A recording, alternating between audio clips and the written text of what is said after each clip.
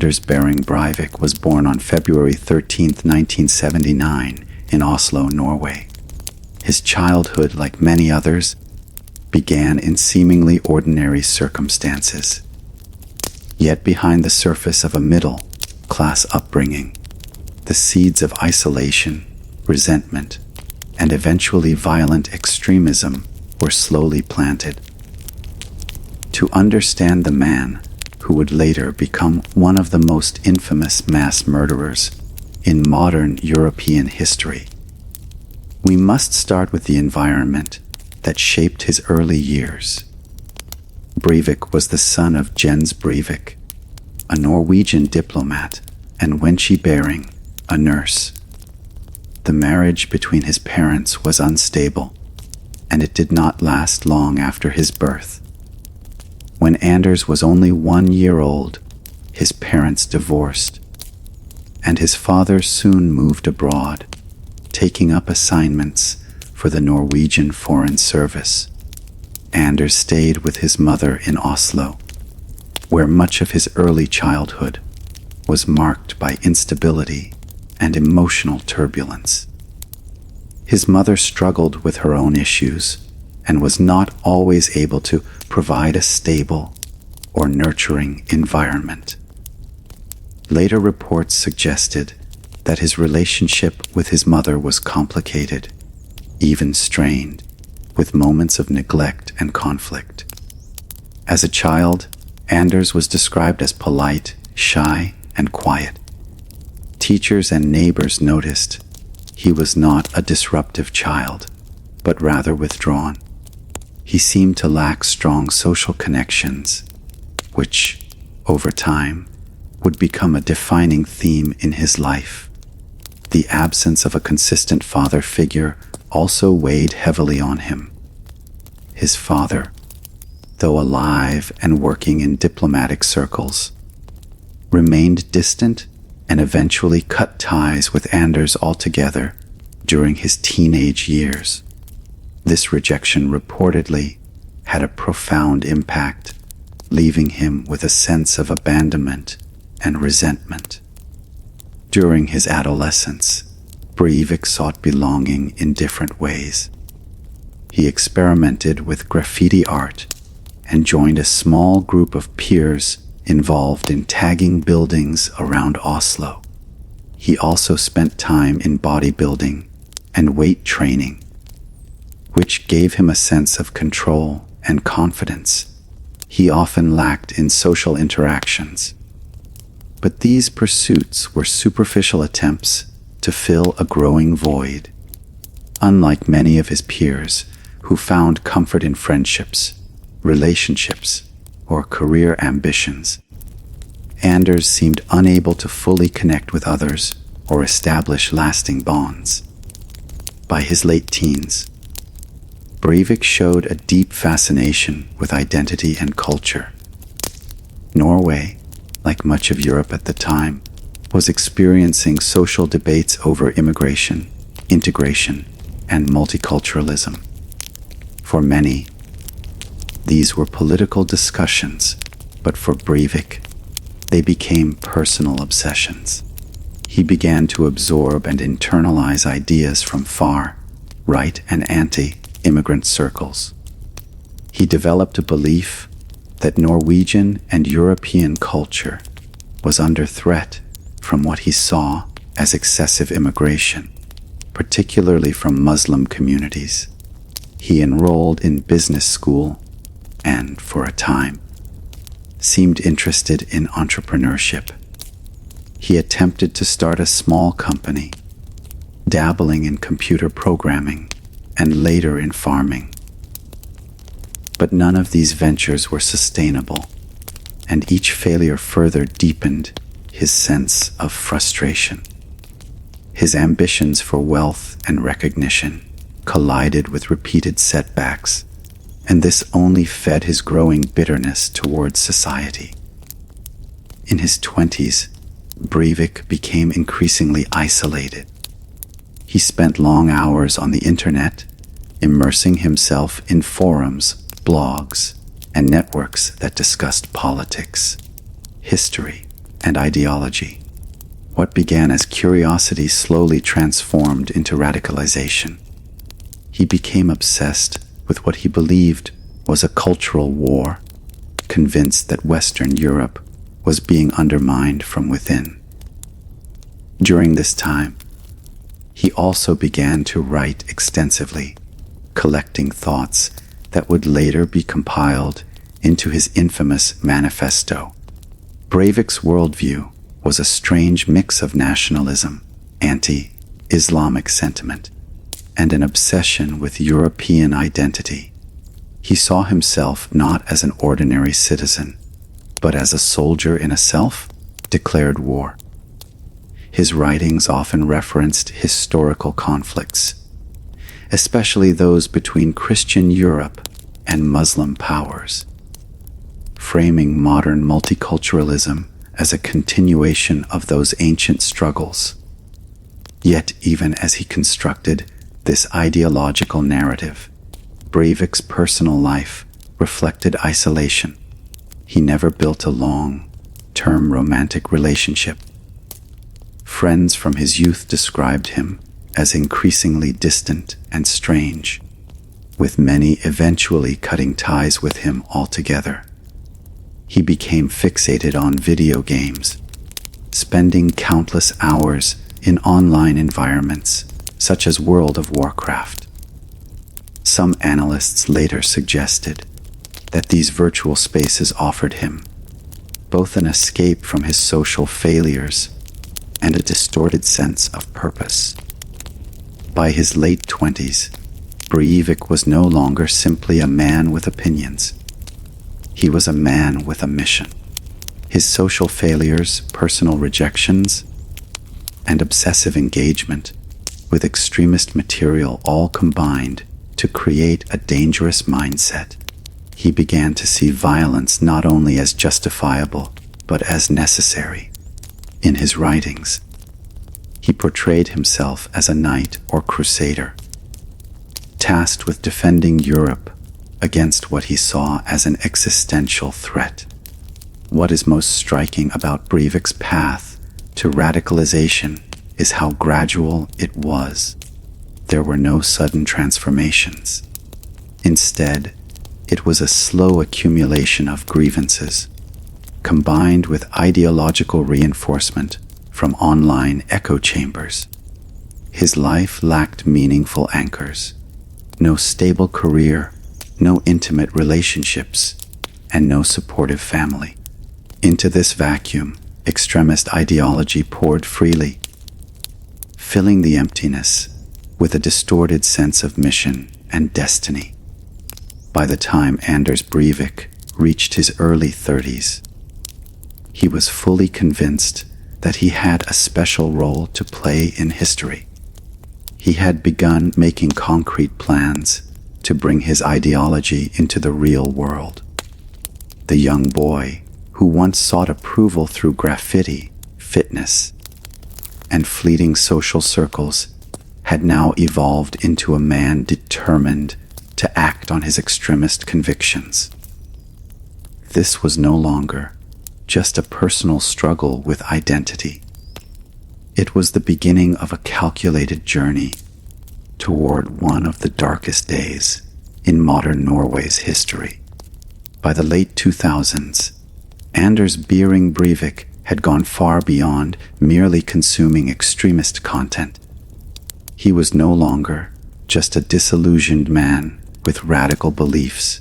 He had become a planner, meticulously shaping a strategy that would transform his ideology into action.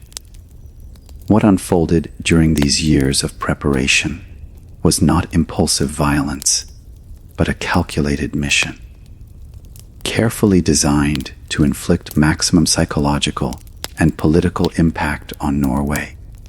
Breivik's radicalization had crystallized into a worldview where he saw himself as a soldier in a cultural war, convinced that Europe was being overrun by multiculturalism and Islamic influence. He imagined himself as part of a new breed of resistance fighters. he began writing extensively, drafting what would later become a sprawling 500-page manifesto titled 2083, a European Declaration of Independence. In it, he laid out his grievances, his ideology, and his vision of Europe's future. The document was a mixture of personal reflections, copied sections from other far-right writers, and calls for violent resistance. For Breivik, the manifesto was more than words. It was the ideological backbone of the mission he was preparing. But words alone were not enough. Breivik understood that for his message to have global impact, it had to be paired with action. This belief pushed him from the abstract world of online forums into the real and dangerous arena of weapons, explosives, and logistics. In 2009, Breivik took a significant step. He legally purchased a farm in the rural district of T-Mot in Hedmark County. To the outside world, this was an unremarkable decision. Many Norwegians live or work in rural areas. But for Breivik, the farm served a darker purpose. It provided both a cover story and a secluded location where he could order and store large quantities of fertilizer. Officially, fertilizer was meant for farming. Unofficially, it was a key ingredient for creating explosives. He began stockpiling supplies. Over time, Breivik acquired chemicals, tools, and materials that could be assembled into a bomb. The process was slow, careful, and deliberate. He studied bomb-making techniques, using instructions available online.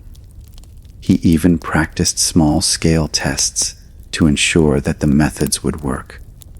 His intention was clear: to stage an attack that would not only kill, but also shock the nation into confronting the ideology he sought to spread. At the same time, Breivik invested in weapons. He obtained firearms legally by exploiting Norway's relatively relaxed gun ownership rules, presenting himself as a hunting enthusiast. Among the weapons he purchased was a Ruger Mini 14 semi-automatic rifle and a Glock 34 pistol. He customized them, adding symbols and names inspired by his self-declared knightly mission. These weapons, combined with his carefully prepared explosives, formed the arsenal for the attacks he envisioned. Breivik's psychological preparation was as thorough as his logistical work. He consciously distanced himself from human attachments.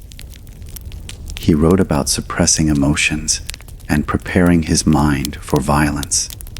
He played first-person shooter video games obsessively, particularly Call of Duty: Modern Warfare 2, which he later described as a way to train himself in tactical movements and marksmanship. While critics debated the extent to which gaming influenced him, Breivik himself portrayed it as part of his preparation for mass killing. The manifesto also reveals how methodical he was. He laid out potential targets, justifications, and even strategies for how to handle his arrest and trial. He did not intend to escape. Instead, he planned to use the trial as a platform to spread his ideology. In his own mind, he was not a criminal, but a commander of a resistance operation, sacrificing himself for what he called the cause. The choice of targets was central to his plan. Breivik viewed Norway's ruling Labour Party as the main force behind multicultural policies. He believed that by striking at the party's institutions and its younger generation, he could weaken the political foundation of multiculturalism in Norway. The idea was to not only kill, but to symbolically destroy the party's future. This thinking led him to select two main targets: the government quarter in Oslo, where ministers and officials worked, and the summer camp of the Labour Party's youth wing on Utøya Island. Together, these targets represented both the leadership and the next generation of the party he despised. For months, he rehearsed and refined his plan. He prepared the bomb in a makeshift laboratory at his rented farmhouse, mixing chemicals and assembling the massive device inside a vehicle. He arranged for uniforms and insignia that would make him appear as a police officer, granting him access and authority when the time came. He even prepared a detailed financial plan, using credit cards and small loans to fund his operations while attempting to avoid suspicion. Breivik's preparations were so meticulous that he even set a date for the attack to coincide with maximum political symbolism. July 27, 2011 would become the day he unleashed his plan. On that morning, he distributed his manifesto electronically, emailing it to thousands of contacts, including journalists and political figures across Europe. His intent was to ensure that his ideological statement would circulate globally even as his attacks unfolded. What makes Breivik's preparation chilling is not just the practical steps he took, but the calm determination with which he carried them out. Neighbors noticed little unusual activity beyond the occasional smell of chemicals. Authorities were aware of his fertilizer purchases, but did not see them as alarming enough to trigger intervention. He slipped under the radar, blending in as a quiet, eccentric man who lived alone in the countryside. By the eve of July 22, 2011, everything was in place. The bomb was ready, the weapons were loaded, and the uniforms were packed. Years of resentment, isolation, and ideological obsession had been distilled into one meticulously crafted plan. Anders Behring Breivik was no longer just a man with radical thoughts. He was on the verge of transforming himself into the perpetrator of the deadliest attack in Norway since World War II. The stage was set for horror. The next chapter in this dark story would move from preparation to execution. From quiet planning in a farmhouse to the violent chaos of Norway's capital and a peaceful island retreat. July 27, 2011 dawned as an ordinary summer day in Norway. The capital city of Oslo bustled with activity. Workers filled government buildings, tourists wandered the streets, and young people prepared for a weekend of leisure. On Utøya Island, a lush retreat surrounded by water, members of the Labour Party's youth wing gathered for their annual summer camp, a tradition filled with political discussions, games, and camaraderie. Few could have imagined that within hours, these peaceful scenes would be shattered by the most devastating act of violence in Norway since the Second World War. At 3:25 p.m., Anders Behring Breivik set his plan into motion. Dressed in a police uniform, he drove a white Volkswagen Crafter van into the heart of Oslo's government quarter. Inside the van was a massive homemade bomb, built from fertilizer and fuel. Over 2,000 pounds of explosive material carefully assembled in his rented farmhouse. Parking the vehicle outside the office of Prime Minister Jens Stoltenberg, Breivik lit the fuse and walked away calmly, his disguise helping him avoid suspicion. Moments later, the city was ripped apart by a thunderous explosion. Windows shattered, buildings crumbled, and plumes of smoke billowed into the sky. The blast killed 8 people instantly and injured more than 200. The shockwave reverberated across Oslo, sending terrified citizens scrambling through the streets, unsure of what had just happened. Many initially believed it was a gas explosion or perhaps an accident. Few realized it was only the first phase of a coordinated attack. Emergency services rushed to the scene, tending to the wounded and securing the area. Amid the chaos, Breivik slipped away. His uniform and fake police ID allowed him to move without drawing attention. He retrieved another vehicle, loaded with weapons and equipment, and began the second stage of his plan. Just over an hour later, at approximately 5:00 p.m., Breivik arrived at the ferry point to Utøya Island, about 25 miles northwest of Oslo. Utoya was hosting 600 participants, mostly teenagers and young adults, all members or supporters of the Labour Party's youth organization. For decades, the camp had been a training ground for future political leaders, including the children of prominent party members. On that summer afternoon, the camp buzzed with activity, speeches, games, and conversations about politics. Breivik approached the ferry terminal still wearing his police uniform, carrying a large backpack and several weapons. He claimed to be an officer sent for a security check following the Oslo bombing. His explanation seemed plausible, given the news of the explosion, and he was allowed to board the ferry to the island. At 5:22 p.m., Anders Breivik stepped onto Utøya Island. Within minutes, the idyllic retreat turned into a nightmare. He drew his weapons and opened fire on the campers. At first, many thought it was a drill or perhaps fireworks. But confusion quickly gave way to terror as Breivik methodically shot at anyone he saw. His rifle and pistol roared as he stalked through the island, moving with cold precision. Young people scattered in every direction.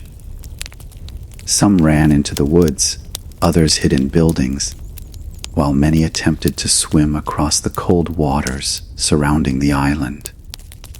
Breivik showed no mercy. He hunted down victims in classrooms, by the shoreline, and even in hiding spots where terrified teenagers whispered prayers. He reloaded calmly and continued shooting, targeting not just individuals, but groups huddled together for safety. The massacre lasted for more than an hour.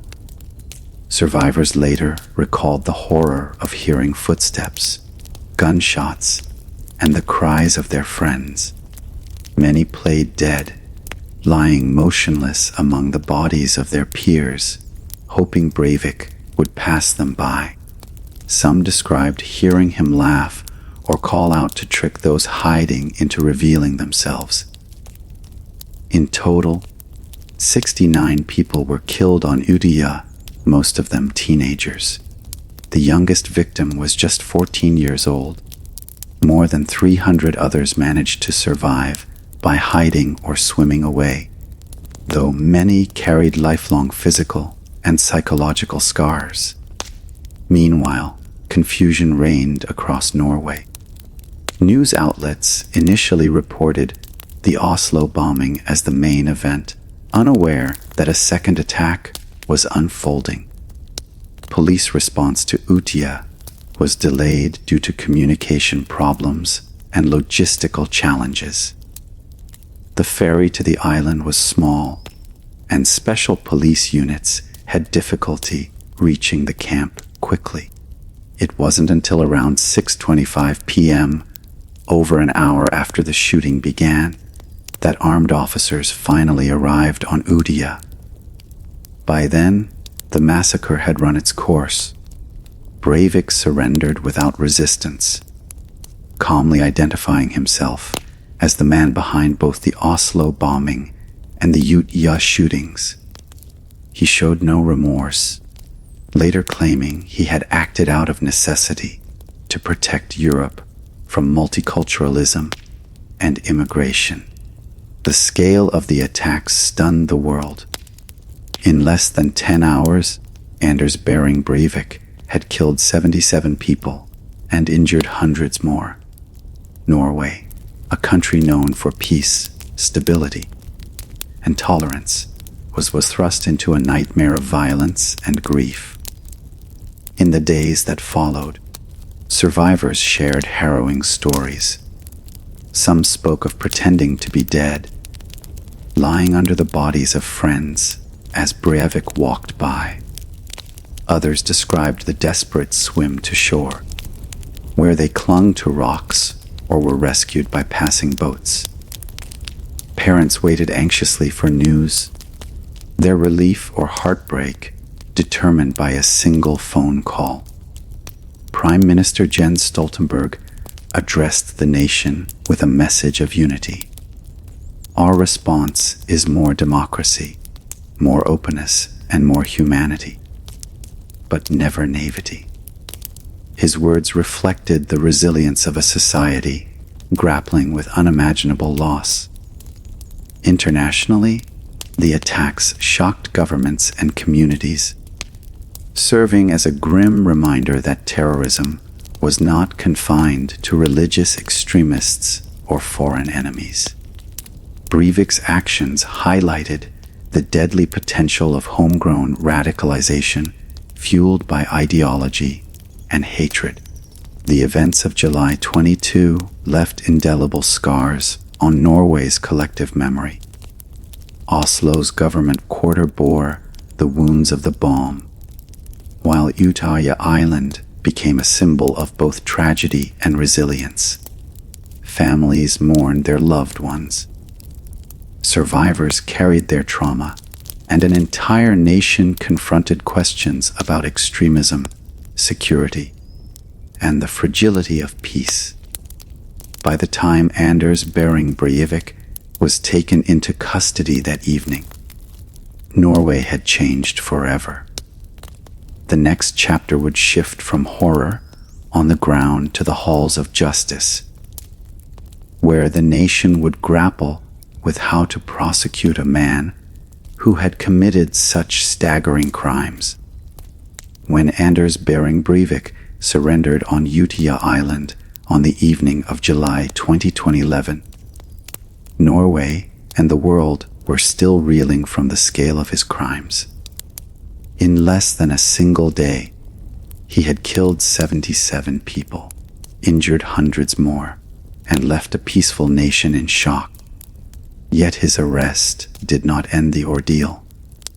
Instead, it opened a new chapter, the struggle to bring him to justice, to understand his motives, and to ensure that Norway's values would endure in the face of hatred. Breivik was immediately transported to police custody, where he began a series of interrogations. To investigators, his demeanor was chilling. He spoke calmly and without remorse, describing his actions as gruesome but necessary. He claimed that his attacks were part of a larger plan to save Europe from multiculturalism and Muslim immigration. He insisted that he was a commander in a self-styled resistance movement, though no evidence suggested that such an organization truly existed. As news of his identity spread, so did the public's questions. How had one man managed to prepare such an attack undetected? What had driven him to carry out such violence against children and innocent civilians? And what kind of justice could possibly match the enormity of his crimes? The trial of Anders Behring Breivik began in April 2012, and it quickly became one of the most closely watched legal proceedings in Norwegian history. Held in Oslo District Court, it was broadcast to overflow rooms and covered by media outlets worldwide. For many survivors and victims' families, the trial was not only about securing a conviction. It was about confronting the man who had destroyed so many lives. Breivik, however, treated the trial as a stage. From the very beginning, he sought to use the courtroom as a platform for his ideology. He gave Nazi-style salutes, read statements from his manifesto, and tried to portray himself as a political warrior rather than a criminal. His behavior angered and traumatized survivors, but it also reaffirmed the court's role to treat him not as a soldier in some imagined war, but as an individual responsible for mass murder. One of the central questions of the trial was Breivik's sanity. Prosecutors initially argued that he suffered from paranoid schizophrenia and should be committed to psychiatric care. A first psychiatric evaluation supported this view, describing him as psychotic and delusional. But a second evaluation contradicted it, concluding that Breivik was not psychotic, but fully aware of his actions and their consequences. This debate over his mental state was deeply important because it touched on how Norway as a society would interpret his crimes. Was Breivik a madman, detached from reality, or was he a cold and calculating extremist? The court ultimately sided with the second interpretation.